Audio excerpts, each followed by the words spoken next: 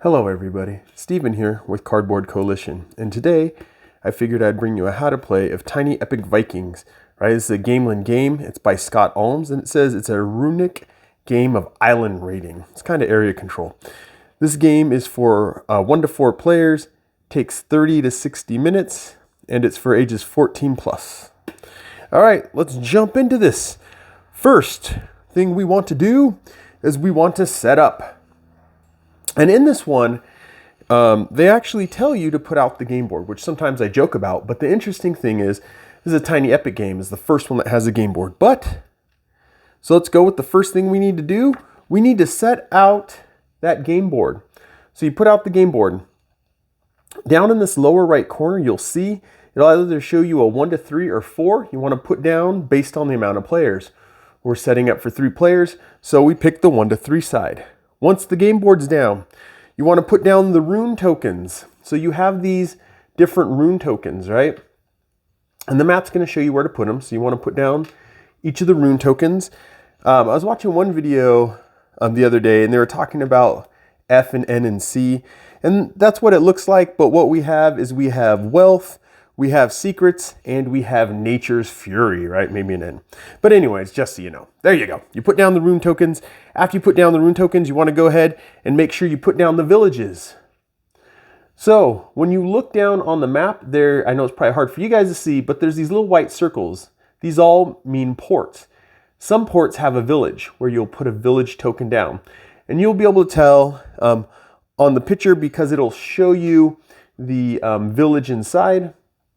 And you put a rune down on each village. Here it is. All right, so let's look in here so I can show you guys the symbols. Let's see if I can get it nice and close. I can get it close enough, but not enough light. All right, so see there's the regular port and there's the symbol that has the little village in. All right, so let's get into it. We got our villages down, we got our runes down. Next thing we want to do is we want to shuffle the god cards. You get a whole bunch of god cards. So you shuffle your god cards and you randomly draw 3, put out your 3 god cards across the top of your map, leaving some space because you can tell that things are going to go down there. All right, once you get the god cards down, the next thing that you want to do is you want to go ahead and take the fury markers. These are your fury markers. I had that one flipped the wrong way. So you go ahead and grab all 3 of them because it says randomly put them out. I just kind of shake them in my hand and slowly drop one on each mat. And these rune markers connect to the runes down here because if you could see, has the little F, color match, and all that stuff. On the back side, you have a plus 20. That's if your god hits 20 or the god that gets favor hits 20 or fury in this one. It's called fury. Then you just go ahead and you would flip it to the 20 side and start it back over. But all right, so each god has their rune token or their fury token. They're ready to fight. Now, you want to go ahead and put out the era map over here. So you put down the era map. You want to leave a little bit of a space because there's room to put these cards there. We'll explain that later. And you want to make sure you put out your Raven token and you put it on the first era. So era 1, you put it there. So we know what era in, we know what costs are and how many cards are getting put out there. All right. So once that's done, you want to shuffle your Viking cards. Here are your Viking cards. You want to give them a good shuffle. You want to set them down next to the mat and leave room once again right here for a discard pile. All right, once you've gotten that done, you want to take your favor cards, which these are the backs of the favor cards. You go ahead and shuffle them up and you put a row across the top, a row across the bottom. But depending on the amount of players, you put so many down. And what that is if you have 2 players, you put down 4 cards, 2 players, 4 cards. If you have 3 players, you put down 5 cards. We have a 3-player game, so we have 5 down. And if you were going to play with a full 4 players, you would put down 7 cards. And you just do a row of 7 at the top, a row of 7 at the bottom. Then you take any of your leftover cards, and you go ahead and you throw them in the box. Your favorite cards, doesn't call them rune cards. Your favorite cards, any leftover ones, go in the box. And there will be leftovers. All right, next you have each player pick their clan. There's no specific reason to pick the clan, just color. All the clan maps are the same right here. You're just picking a color that you like. So once you do that, you have a whole bunch of tokens that each player gets. So each player picks their favorite color, their clan map. They get 6 settlers, which there's little spaces that show you where to put your settlers. They put their 6 settlers down, right? Next, you go ahead and you put your you get 4 boats. You put 3 boats down here and 1 boat to the side. But as you see, we have the boat out here. So an initial setup, this boat is going to be set right there. All right. The next thing that you want to do is you want to give each player their 2 temples. And these are all color coded. That temple was sliding all over the place. You want to give each player their 2 temples, right? Then you want to give each player their score marker. They will not use this until final scoring, but you go ahead and give it to them so they have it next to their stuff. All right, after that, we want to give them their 3 resource tokens. I don't know if these are, oh, they are double-sided, so I can't just roll them in my hands. So you have your food, you have your steel, and you have your wood. And each player gets all 3 of them, and they go ahead and set them on the 2 mark. Might be hard for you guys to see. Let's see, where's my extra mat? Here's my extra mat. Oops, wrong side. Nope, that's the wrong side. When you play single player, the clans kind of do different things that let you know. All right, and 2 player, but we'll get into that maybe later. All right, so as you see right there, it has your 3 different resources. That's the starting spot is the 2. So you take your 3 different resources and you set them down on that 2 mark. My hands are a little cold, so it's kind of hard to do things. Plus, they're fat sausage fingers. Anyways, so once we got that down, we go ahead and we figure out who the starting player is, right? They say in the book is the player who's last set foot on an island. We're going to say that's yellow player. Once you figure out who the starting player is, you get them the starting token. So they have it in front of them. The chieftain marker, I believe is what they call it in the book, but the starting token. Then what you do is the person to their right, and then going counterclockwise around, they take their extra boat that they have, and they pick a fjord. These are fjords to put their boat in. Just so you guys know, these are considered fjords. They're divided by these little travel lines. These are islands. These are ferry lanes, I think they're called. I'll have to maybe look at it later, but passages, right? So, and then of course you have the ports like I talked about earlier. So when you're initially setting, it has to be one on the edge. You can't pick here, or you can pick that one. You can't pick these 3 basically on this map. So you pick one that's on the edge of the map, and you go ahead and you set your boat there. You don't have to set it right there. You can set it anywhere inside. And then you go around. So blue would pick one. Blue's going to be cheeky and try to get into it with green pretty quick. So they're going to pick there. And then yellow goes because they're the first player. So the last to put down, they pick that one right there. Once everybody's placed their boats, you are ready to rumble. All right. So let's go into the game overview. So what is this game? It is basically area control. You have your clans. You're trying to have the control of the most islands. How you do that is by a scoring mechanism at the end that counts runes. And we'll talk about the scoring at the end. That's how you figure out who has the highest. The God Tracker is going to give you more points on runes, and your runes down here. It's basically runes. So you have these runes for control of islands, and you have these runes down here. That's kind of what you're going after. Now, the actual game overview or the game flow is that you have a drafting phase, then you have a perform action phase, and then you have a cleanup phase. Lots of games have that cleanup phase as a third phase. So before we go completely into that, let's talk about the runes for a quick moment and resources. So runes. You get runes by having control of an island. We'll talk about that here in a minute. You kind of get that rune stone, you get to put it next to your map. Now, people can take these from you if they gain control of an island that you controlled.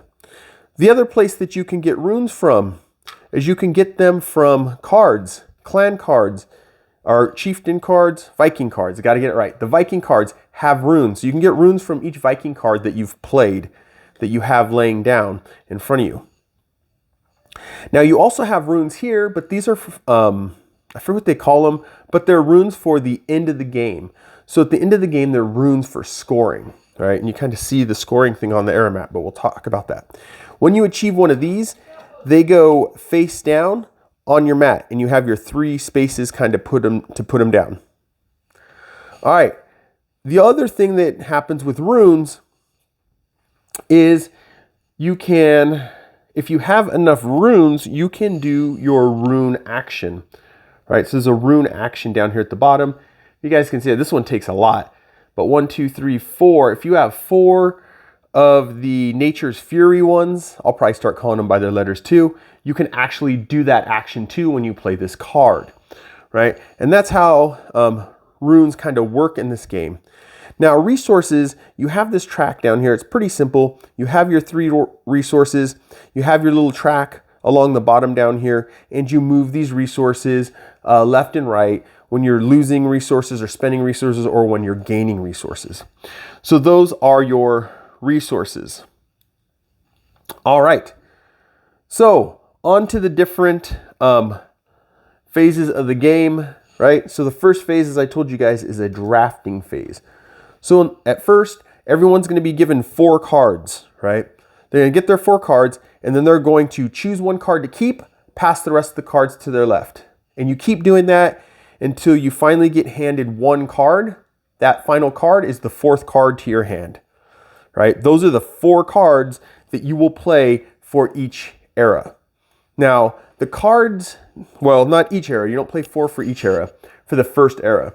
As you see right here, you have your different eras. It'll tell you how many cards to shuffle out and draft around the table. So first is 4, second is 5, and third is 6. All right. So once everybody has picked their cards and set them up, we can go to the next phase. But you might want to know why they want to pick those cards, or what they're looking at least when they pick them. So you got some information that you need to know on the card. Now let's go with the basic stuff. Cool little drawing of Viking. Cool Viking name, Ulf, right? Then you have your rune that this card represents. Remember, these runes help you when you are trying to do your rune action or your runic action. You have your battle, and we'll get into how you go into battle and you fight people. You have your battle card, which is represented by the shield and the, are they axes and swords? It looks like a sword and horses. I don't know, maybe it's axes and swords, but you have that emblem. It tells you some extra things you can do, right? Right there. It tells you if there's a cost to be able to do stuff, right? So for this, to go into battle with this one, it would cost 1 steel to use this card for battle. But you get a 3 times any end runes you have, either from getting them from the islands or have already played those runes onto the board. Now, the other thing that you're looking at the card is your leader action, right? So this one lets you sail. There's a couple different actions. So there's sail. This one lets you have a Viking move through one of those ferrying tracks. And so how you want to do that is you can't go off the board. So that doesn't connect to one of these down here, but you can go to in between any islands, right, that you're connected. So if you had a person right here, you could play that leader action. You can move them right there. And then the last thing on here, as I had talked about, are the runic actions. If you play this card, right, to just do the leader action, you get to do the leader action.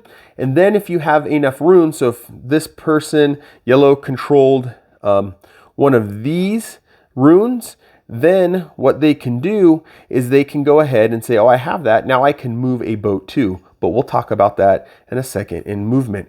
So you have your battle stuff, your leader action, and your runic action if you have enough runes. All right. So once everybody has their 4 cards, you get dealt that one last card or pass that one last card and you put it down. Everyone's ready to go. Then you go into the next phase, and this is really the meat and potatoes of the game phase.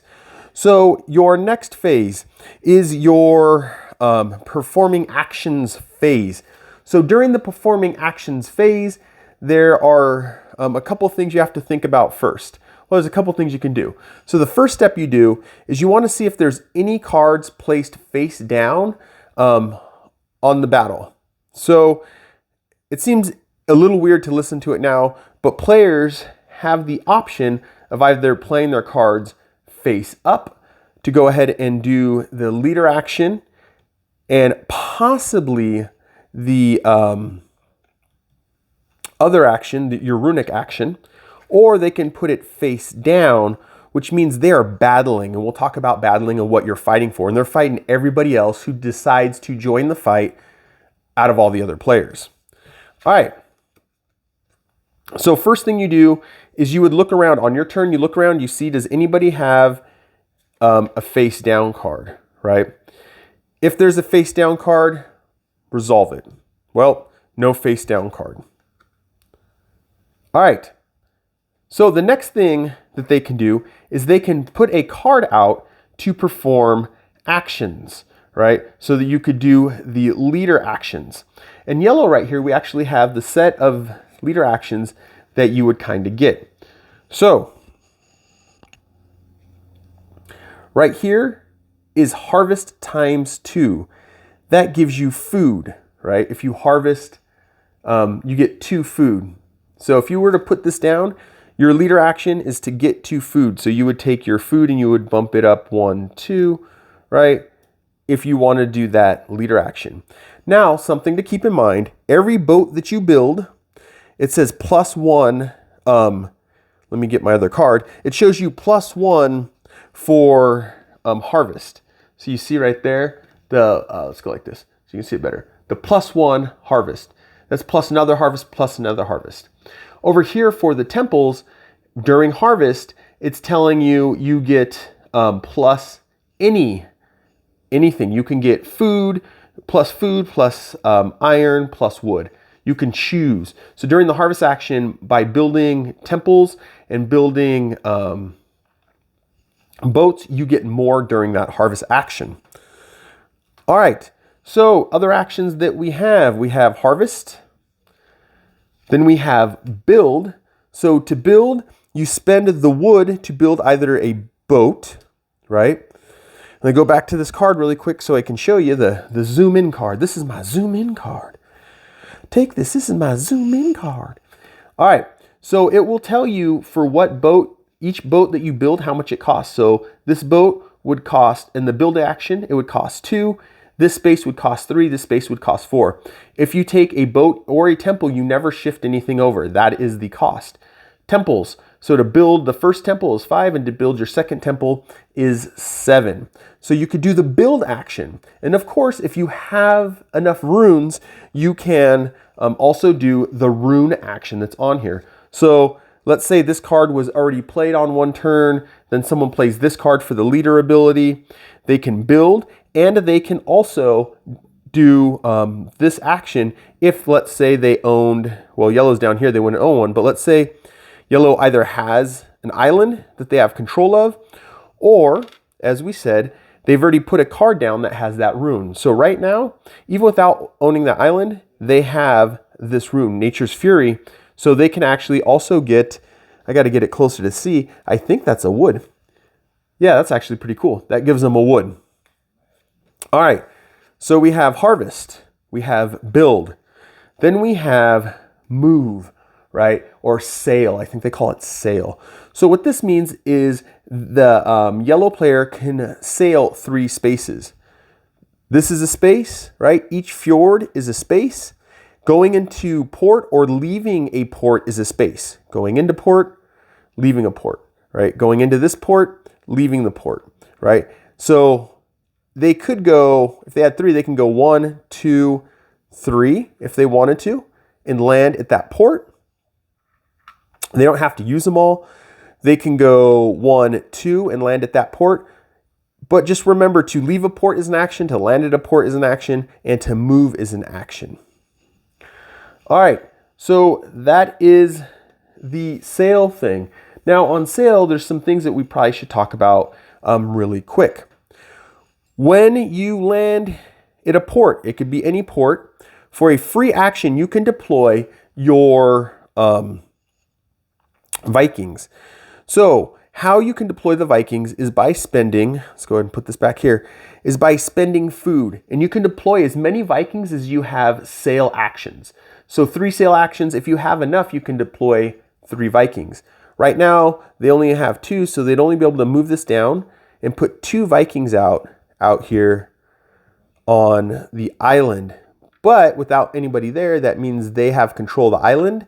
That means they would go ahead and take this rune and put it next to their mat, which means they control this island, right? They have that rune. So that's one thing that you can do. It's a free action to deploy Vikings to a island from a port. Now, the other thing is, if you land right here, you can go ahead and spend your iron, and it will tell you to raid how much iron you have to spend. So you go back to the era mat. We are in the first era. To raid, it cost us 1 steel. That's the raid symbol, little houses on fire. It costs 1 steel. So you can land there. You can pay 1 steel. You can raid this island. This is a free action once again. You can raid this island, or you could raid this village. You take the village next to you. Now you can still decide to deploy because it's a free action. You could still deploy 2 people for the cost of 2 food, get the rune, all that kind of stuff. Now, what you do with these once they're raided is you choose where you want to go with it. You can go right here, and that would give this god 2 fury. So you'd bump them up 2 fury. You can also go over here, and I'm going to pick this up really quick so you guys can see it. You can come over here to the arrow board, and you can put 1 down here, right? Then you can do whatever these actions are. So you have a handful of actions that you can do by taking the village that you got by spending iron when you raided and putting it down there. For each spot, you can have as many villages as there are players. In this game, there's 3 players. 3 villages can go there, 3 there, 3 there, 3 there. And it could be the same person who keeps putting a village there. But the limit is 3 per the amount of players you have. And I believe that's what it's showing you right there is the little players. How many ever players you have, that's how many you can put there. So when you get a village, what's it for? Raising fury of your gods or doing some extra actions over there. Now, since we're on the god thing, it's not necessarily the move stuff, but we're on the god thing. Anytime a village or an island there's control taken. So if you take it for the first time, you go ahead and you look at what god has that one. So pink matches pink. So we got over here, Thor would get bumped up 1. If someone takes this from you, Thor gets bumped up again, right? Now, the next thing that we can do, I'm trying to put everything back and think at the same time. So when you go to a port village, you can raid for free. If you have the iron to spend, you can also deploy people if you have the people to deploy. So that is your movement. What else can we do? So I think I flipped through these now. Oh, that's a special card. They got some special cards. Where are the cards I had in my hands? Oh, no, I'm looking at the wrong spot. Look at the leader actions. We're looking at these leader actions. Remember, the rune actions are extra actions. Don't get mixed up like Steven. The last thing we can do is you have this leader action that you can play. And what that allows you to do is move Vikings. If you have Vikings out here on the board, you go ahead and you can move your Vikings to you can move up to 2 because this one says 2. Up to 2 islands, 2 Vikings to 2 islands, or you can move 1 Viking 2 islands. It allows you to move your Vikings. They're allowed to take the little ferryways, but you'd have to already have a Viking there. All right. One more thing that I need to tell you, I just thought about this. This goes back to the build action. Sorry about that. But when you build, where do you put them, right? I just thought about where do you put them? So let's argue that this ship's here. They've put at least 1 person out, right? On another turn, they want to build, right? So I guess at that point, they would have had a movement down. They're going to play this card face up because they want the leader action of building. You would spend the wood that's down here. So if you build a boat, you lose 2 wood, right? And you get to put a boat out. How that works, you put the boat in a fjord anywhere, not at a port, but at a fjord, anywhere around an island that you control. If If I controlled an island over here, I could put one there. So you would put the fjord out there. Now, if you were to build a temple, the temple would go on any fjord, once again, that has one of your Vikings on it. So you have to have a Viking to build your temple there. Now, there could be temples from other players there. You could still build there, but you could never build two temples. Only one temple per island. So when you build something, boats have to go to a fjord next to an island that you have boots on ground.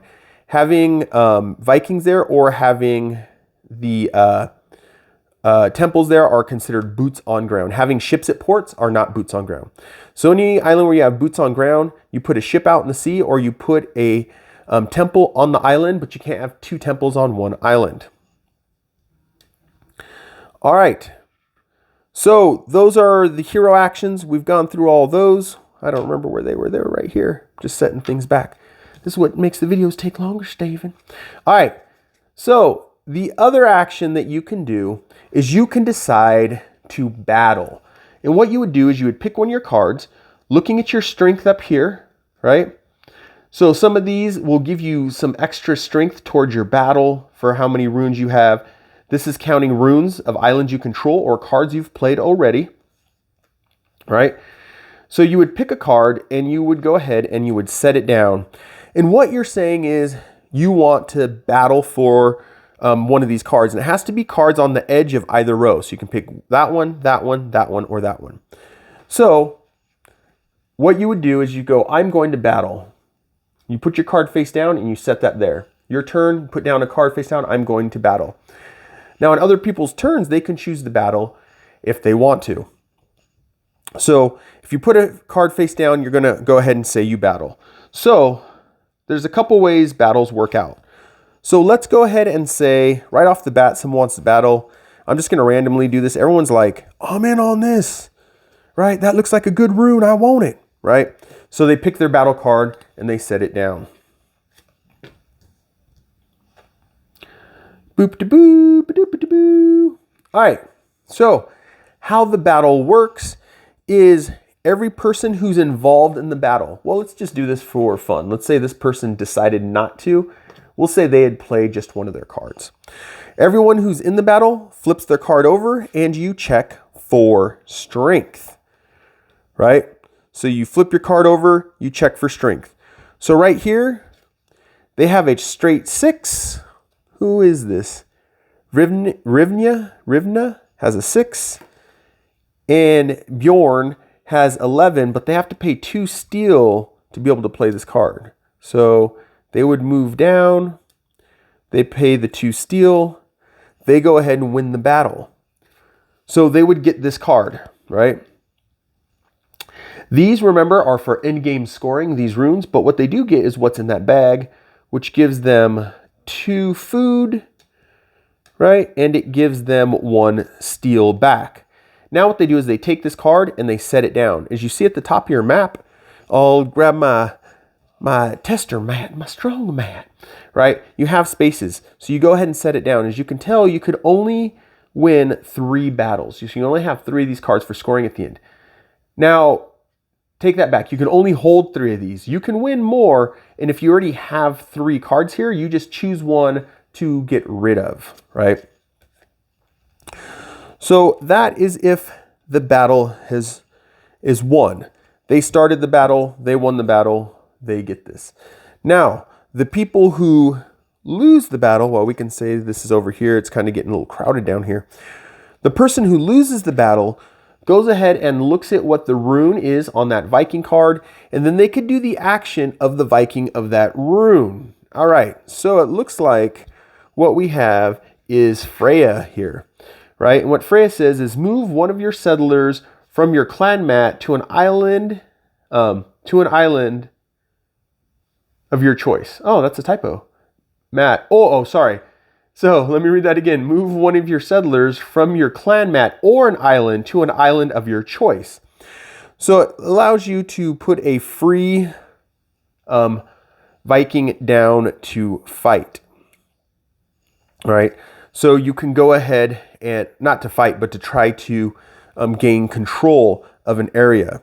Now, that is, if you lose, that's what you get to do, right? So you still can fight. Maybe you don't get the card, but you still get something.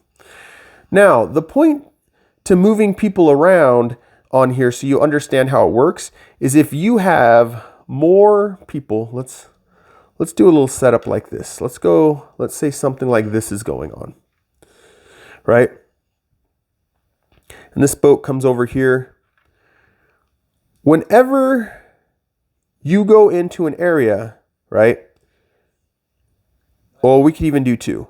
Whenever you place people on an island, everyone else there that are there has to take one away. So now you have control of that island. That's one of the reasons that you want to move, or it's nice to be able to move your Vikings around, because you can move in on other people. And when it just goes back to their clan board. They get their little Vikings. And that gives you control of an island. So when you move into an island, you go ahead and move out one of the other guys, and then you see who has the most control. When you're checking control, your boats count as, I believe, 1. Your people, every Viking counts as 1. Every temple counts as 2. The one thing to keep in mind, though, is that your it tells you here on your card. So every person counts as 1. Every ship counts as 2 for your force. Every temple counts as 4. Now, ships don't count as troops on the ground, so you have to have someone on the ground. But in this case, if there was a temple there, their strength here, right, would be 4. 1, 2, 3, 4, 5, 6. Their strength would be 6. Now, if someone else had this, let's say blue got beat out, even if blue can have people there, but blue gets beat out, they'd have to give the rune over here. Remember, the gods get their glory and all that good stuff. All right. So that is going through battle. We've gone through playing cards. We've gone through battle. We've gone through what happens when you move Vikings onto other Vikings mats. Now, the last phase is your cleanup phase. And so, where'd he go? He goes right here. We've gone through, let's say, we've gone through everything. Everyone's played all their cards. Let's just go like this so it looks nice for you guys, right? So we've played our 4 cards, the amount of cards that we have for this era. Remember, the second era has 5. The third era has 6. We have a cartoon trying to be a Godzilla. Boro. All right. Everyone's played their cards. I know there would be people out here and cards all over the place, all that good stuff. But everybody has done all their stuff. All 4 cards have been played. Then you go ahead and you go into the cleanup phase. And the cleanup phase is a lot like any other phase that you run into in games. It's literally just making sure that everything is put into place. Everything that needs to be done is done, right? So, cleanup phase. What you do on the cleanup phase is you move your Raven down 1 more. You move it to the next phase. You take all cards that you've played, all cards that everybody's played. Let's get rid of all of them. They all go in the discard over here. And then you go ahead and you play the next era. Now, if you are in the 3rd era and it's cleanup phase, then it goes into scoring. And you might be saying, how do you score, Stephen? How do you score? With good looks and a lot of charm. No, that's not how you score. All right, so this is how the score and how you go through it. It tells you right here, control of islands, right? So the first thing that we want to do is we want to look at who has control of the islands. Let's go ahead and do this for argument's sake so we can see. Let's say Frigg here. I think I might have said, no, I did say Freya, but that's Freya. Frigg here is quite a popular god, right? So Frigg's at 20 plus 2, 22. All right, so how this works is you go around and you have a first place a second place, and a third place for controlled islands, right? And how this works is you look at the islands that people control, right? And you look at the gods, right, that they have. So we go into this, we have our controlled island. We got the blue one right here, right? You get the different worth. So if you control the island that is blue, which would give us Frigg, she is the first place god. Oh, I should do this too. Which is interesting. Hopefully it shows us on the back. It does. Here's our scoring thing. This is when you would go ahead. I should have done this. At the end of phase, you go ahead and you put all these right here on this board.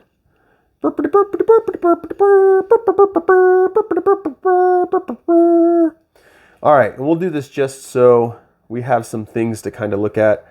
Let's give people things to control. We want people to have, yeah, I know I'm making yellow win, but we want people to have things over here, right? So we can go off that. I know the board would look much busier, but what you do is you start going through and it gives you points that you get. So if you have a blue, right? Frigg is your first god. She is the most popular god, so you'd get 6 points for any blue island that you control, an island with blue runes, right? So right now, this player would get 6 points, right? And then you look at the second highest one over here would probably be Thor, and Thor gives you 5 points. And then your third highest is Freya, which would give you 4 points. So in this sense, they would get 6 points for controlling that island. They would get 5 points for controlling that island. They would get 4 points for controlling that island. Now, if there's a tie, so if the gods are tied for the first place island, right, or the first place god, if a god's tied for first, they both get the next one down. So let's say, what is that, 17? Oops, if I can flip this over right. No. I got big sausage fingers and these are small. So let's say that Frigg has 17, Thor has 17, they're tied. Neither get 6, they both get 5, right?